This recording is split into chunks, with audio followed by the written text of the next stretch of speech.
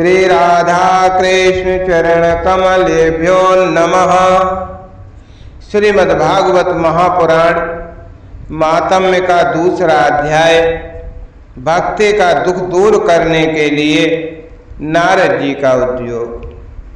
नारद उवाच वृथा खेदयसे बाले अहो चिंतातुरा कथम श्री कृष्ण चरणाम्भोजम स्मर दुखम गमेशयति।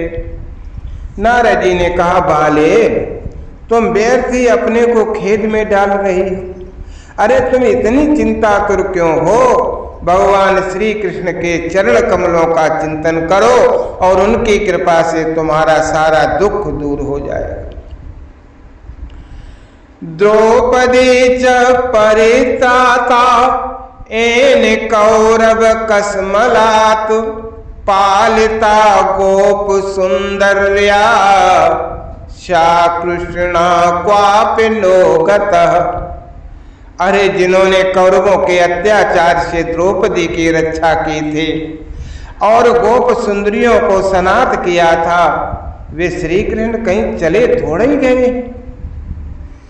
फिर तुम तो भक्ति हो, सदा उन्हें प्राणों से भी प्यारी हो। तुम्हारे बुलाने पर तो भगवान नीचों के घर में भी चले आते हैं। सत्य, त्रेता और द्वापर, इन तीन युगों में ज्ञान और वैराग्य मुक्ति के साधन थे, किंतु कलयुग में तो केवल भक्ति ही ब्रह्म सायुज्य मोक्ष की प्राप्ति कराने वाली है। ये सोचकर ही परमानंद चिन्ह मूर्ति ज्ञान स्वरूप श्री हरि ने अपने सत स्वरूप से तुम्हें रचा है। तुम साक्षात श्री कृष्णचंद्र की प्रिया हो और परम सुंदरी भी हो। एक बार जब तुमने हाथ जोड़कर पूछा था कि मैं क्या करूं, तब भगवान ने तुम्हें यही आज्ञा दी थी कि मेरे भक्तों का पोषण करो। तुमने भगवान की वो आज्ञा स्वीकार कर ली। इससे तुम पर श्री हरि बहुत प्रसन्न हुए और तुम्हारी सेवा करने के लिए मुक्ति को तुम्हें दासी के रूप में दे दिया और इन ज्ञान वैराग्य को पुत्रों के रूप में प्रदान कर दिया। तुम अपने साक्षात स्वरूप से वैकुंठ धाम में ही भक्तों का पोषण करते हो। भूलोक में तो तुमने उनकी पुष्टि के लिए केवल छाया रूप धारण कर रखा है। मोक्तिम ज्ञानम विरक्तम च सह कृत्वा गता भुवे कृतादि द्वापुर शांतम महानंदेन संस्थित। तब तुम मुक्ति, ज्ञान और वैराग्य को साथ लिए पृथ्वी तल पर आई और सत्ययुग से द्वापुर पर्यंत बड़े आनंद से रहे। कलयुग में तुम्हारी दासी मुक्ति पाखंड रूप रोग से पीड़ित होकर क्षीण होने लगी थी, इसलिए वो तुरंत ही तुम्हारी आज्ञा लेकर वैकुंठ लोक को चली गई। इस लोक में भी तुम्हारे स्मरण करने से वो आती है और फिर चली जाती है, किंतु इन ज्ञान वैराग्य को तुमने पुत्र मानकर अपने पास ही रख छोड़ा है। फिर भी कलयुग में इनकी उपेक्षा होने के कारण तुम्हारे ये पुत्र उत्साहहीन और वृद्ध हो गए। फिर भी तुम चिंता ना करो, मैं इनके नवजीवन का उपाय सोचता हूँ। हे सुमुख, कल के समान कोई भी युग नहीं है। इस युग में मैं तुम्हें घर घर में प्रत्येक पुरुष के हृदय में स्थापित कर दूंगा। देखो, अन्य सब धर्मों को दबाकर और भक्ति विषयक महोत्सवों को आगे रखकर यदि मैंने लोक में तुम्हारा प्रचार न किया तो मैं श्री हरि का दास नहीं, ये मैं प्रतिज्ञा करता हूं। तदा न हम हरेर दासो लोके त्वाम न प्रवर्तये। इस कलयुग में जो जीव तुमसे युक्त होंगे वे पापी होने पर भी बेखटक के भगवान श्री कृष्ण के अभय धाम को प्राप्त होंगे। जिनके हृदय में निरंतर प्रेम रूपणी भक्ति निवास करती है, वे शुद्धांतःकरण पुरुष स्वप्न में भी यमराज को नहीं देखेंगे। जिनके हृदय में भक्ति महारानी का निवास है, उन्हें प्रेत, पिशाच, राक्षस या दैत्य आदि स्पर्श करने में भी समर्थ नहीं हो सकते। तप, वेदाध्ययन, ज्ञान और कर्म आदि किसी भी साधन से भगवान वश में नहीं किए जा सकते। वे केवल वश में होते हैं तो केवल भक्ति से ही वशीभूत होते हैं। इसमें श्री गोपी जन प्रमाण है। मनुष्यों का सहस्रों जन्म के पुण्य प्रताप से भक्ति में अनुराग होता है। कलयुग में केवल भक्ति ही सार है। कलौ भक्ति ही कलौ भक्तिर भक्तया कृष्ण पुरा स्थिता। केवल भक्ति ही सार है। भक्ति से तो साक्षात श्री कृष्णचंद्र सामने उपस्थित हो जाते हैं। तो जो लोग भक्ति से द्रोह करते हैं, भक्त द्रोह कराएच ते सीदंत जगत्रये दुर्वासा दुखमापन्न पुरा भक्ति विनिंदिका। वे तीनों लोकों में दुख ही दुख पाते हैं। पूर्व काल में भक्त का तिरस्कार करने वाले दुर्वासा ऋषि को बड़ा कष्ट उठाना पड़ा था। वश व्रत, तीर्थ, योग, यज्ञ और ये ज्ञान की चर्चा, आज बहुत से साधनों की अब कोई आवश्यकता नहीं है। एकमात्र भक्ति ही मुक्त देने वाली। सूत जी कहते हैं कि इस प्रकार नारद जी के निर्णय किए हुए अपने महात्म्य को सुनकर भक्ति के सारे अंग पुष्ट हो गए और वे उनसे कहने लगे, अहो नारद धन्योसि प्रीतस्तै मयि निश्चला ना कदाचित् विमुच्चामि चित्ते स्थास्यामि सर्वदा। भक्ति ने कहा, नारद जी आप धन्य हैं, आपकी मुझ में निश्चल प्रीति है। मैं सदा आपके हृदय में रहूंगी, कभी आपको छोड़कर नहीं जाऊंगी। हे साधो, आप बड़े दयालु हैं, आप बड़े कृपालु हैं। आपने क्षण भर में ही मेरा सारा दुख दूर कर दिया, किंतु अभी मेरे पुत्रों में चेतनता आई नहीं है। आप शीघ्र इन्हें सचेत कर दीजिए, इन्हें जगा दीजिए। सूत जी कहते हैं, भक्ति के ये वचन सुनकर नारद जी को बड़ी करुणा आ गई और वे उन्हें हाथ से हिला डुला कर जगाने लगे। फिर उनके कान के पास मुंह ले जाकर जोर से कहा, अरे ओ ज्ञान जल्दी जग पड़ो, अरे ओ वैराग्य जल्दी जग पड़ो। ज्ञान प्रबुध्यताम शीघ्रम रे वैराग्य प्रबुध्यताम प्रबुध्यताम। फिर उन्होंने वेद ध्वनि की, वेदांत घोष किया और फिर बार बार गीता पाठ करके उन्हें जगाया। इससे भी जैसे तैसे बहुत जोर लगा कर उठे, किंतु आलस्य के कारण वे दोनों जम्हाई लेते रहे। नेत्र उघाड़ कर देख भी नहीं सकते थे। उनके बाल बगुलों की तरह सफेद हो गए थे। उनके अंग प्रायः सूखे काठ के समान निस्तेज हो गए और कठोर हो गए थे। छुत छामौ तौ निरीक्षैव पुनः स्वाप परायणौ। इस प्रकार भूख प्यास से के मारे अत्यंत दुर्बल होने के कारण उन्हें फिर सोते देख नारद जी को बड़ी चिंता हुई और वे सोचने लगे, अब मुझे क्या करना चाहिए। इनकी ये नींद और इससे भी बढ़कर इनकी ये वृद्धावस्था कैसे दूर हो। सौनक जी इस प्रकार चिंता करते करते वे भगवान का स्मरण करने लगे। उसी समय एक आकाशवाणी हुई कि व्योम वाणी तदैव भून मार्षे खिद्यतामिते उद्यमा सफलस्तेयं भविष्यति न संशय। मुने खेद मत करो, तुम्हारा ये उद्योग निसंदेह सफल होगा, चिंता ना करो। देवऋषि इसके लिए तुम्हें एक सत्कर्म करना पड़ेगा। वो सत्कर्म करो, वो कर्म तुम्हें संत शिरोमणि महान भाव बताएंगे। उस सत्कर्म का अनुष्ठान करते ही क्षण भर में इनकी नींद और वृद्धावस्था चली जाएगी तथा सर्वत्र भक्ति का प्रसार हो। ये आकाशवाणी वहां सभी को साफ साफ सुनाई दी। इससे नारद जी को बड़ा विस्मय हुआ और वे कहने लगे, मुझे तो इसका कुछ आज से समझ में आया नहीं। नारद जी बोले, इस आकाशवाणी ने भी गुप्त रूप में ही बात कही है, यह नहीं बताया कि वो कौन सा साधन किया जाए जिससे इनका कार्य सिद्ध हो। क्व भविष्यन्ति संतस्ते कथम दास्यन्ति साधनम मयात्र किम प्रकर्तव्यम इदुक्तम व्योम भाषय। वे संत न जाने कहाँ मिलेंगे और किस प्रकार उस साधन को बताएंगे। अब आकाशवाणी ने जो कुछ कहा है उसके अनुसार मुझे क्या करना चाहिए।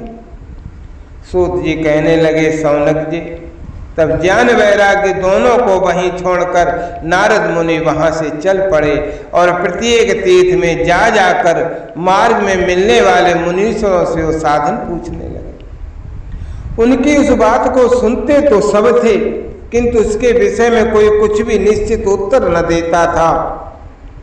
किन्हीं ने उसे असाध्य बताया, कोई बोले इसका ठीक ठीक पता लगना ही कठिन है, कोई सुनकर चुप रह गए और कोई तो अपनी अविद्या होने के भय से बात को टाल टूल कर खिसक गए। त्रिलोकी में महान आश्चर्यजनक हाहाकार मच गया। लोग आपस में कानाफूसी करने लगे। भाई, जब वेदध्वनि, वेदांत घोष और बार बार श्रीमद् भगवत गीता का पाठ सुनाने पर भी भक्ति, ज्ञान और वैराग्य ये तीनों नहीं जगाए जा सके, तब और कोई उपाय नहीं है क्या? स्वयं योगराज नारद को भी जिसका ध्यान नहीं है उसे दूसरे संसारी लोग कैसे बता सकते हैं।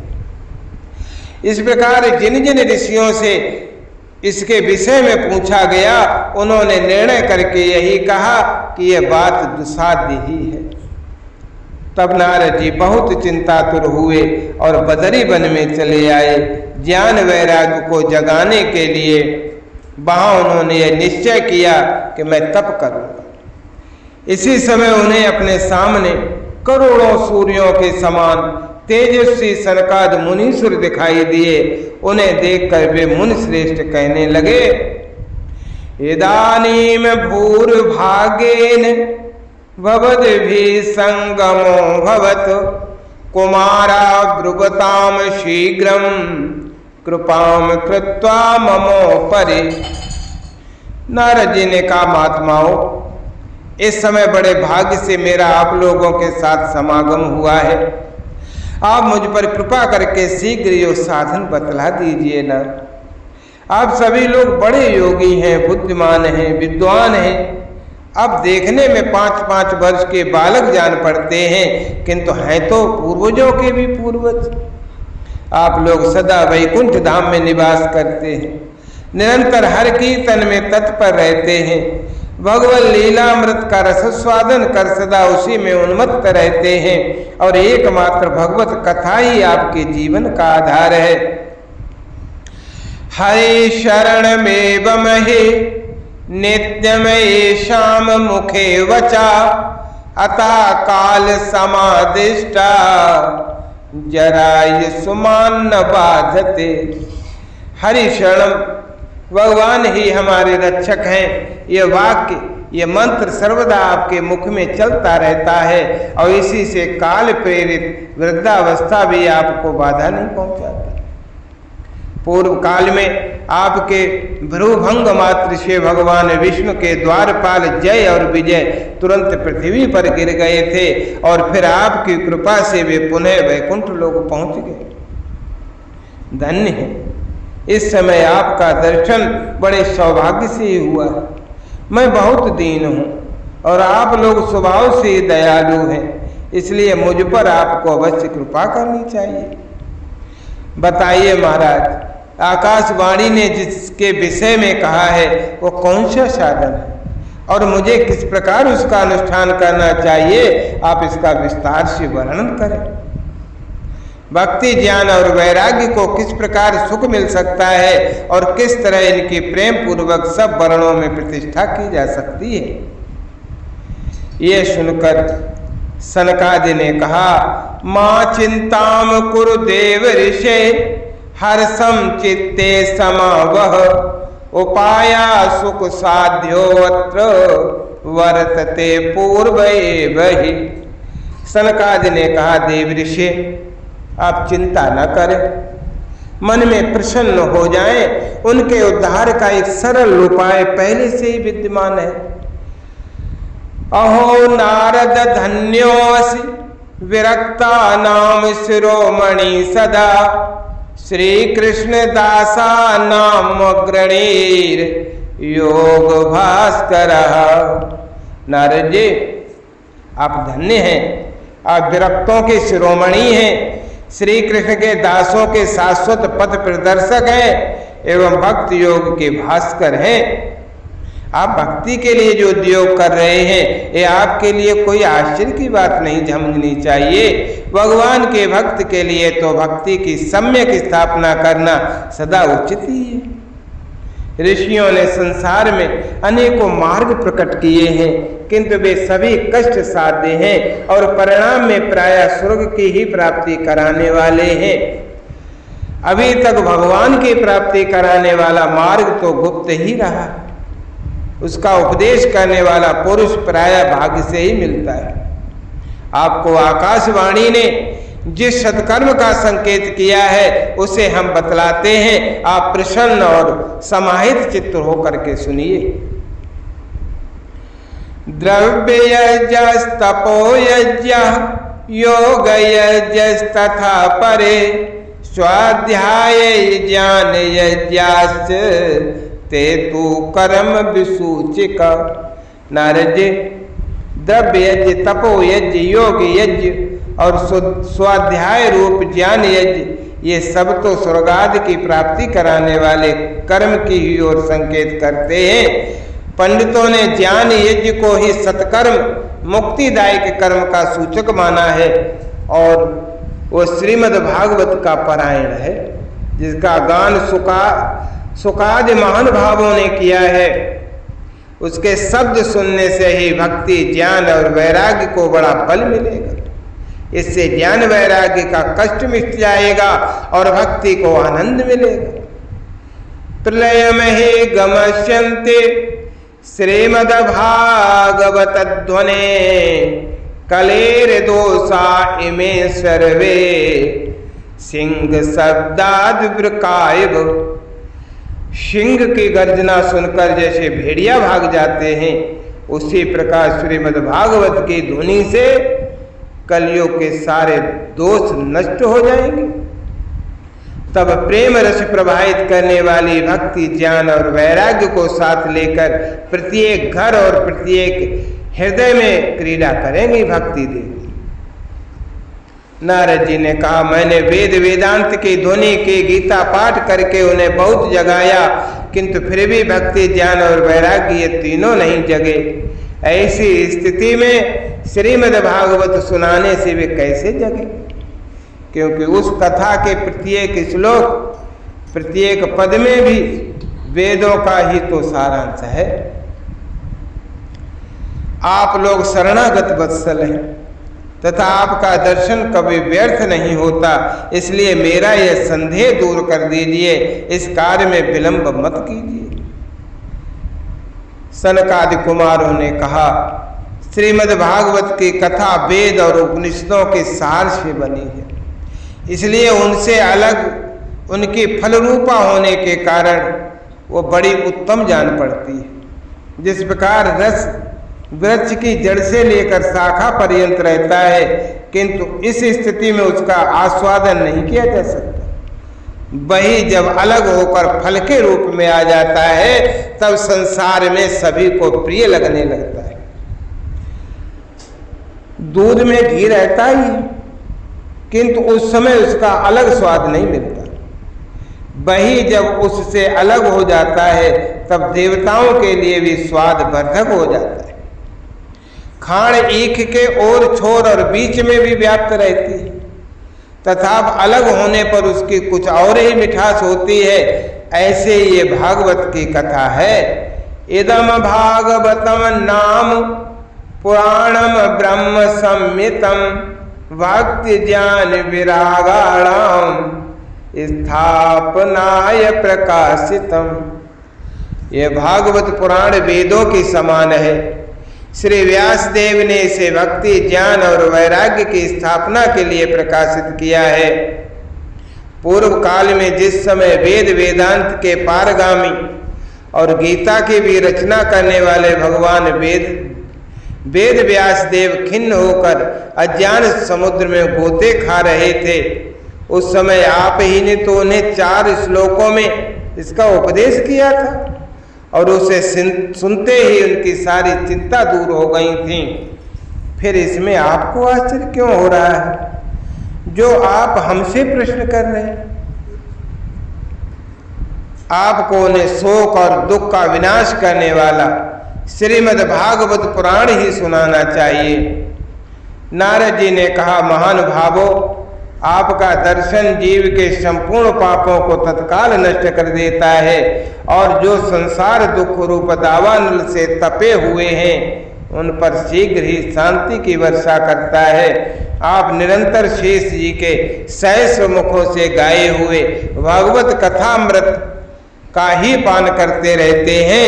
मैं प्रेम लक्षणा भक्ति का प्रकाश करने के उद्देश्य से आपकी शरण लेता हूँ। जब अनेकों जन्मों के संचित पुण्य का उदय होने से मनुष्य को सत्संग मिलता है, तब वह उसके अज्ञान जनित मोह और मदरूप अंधकार का नाश करके विवेक उदय होता है।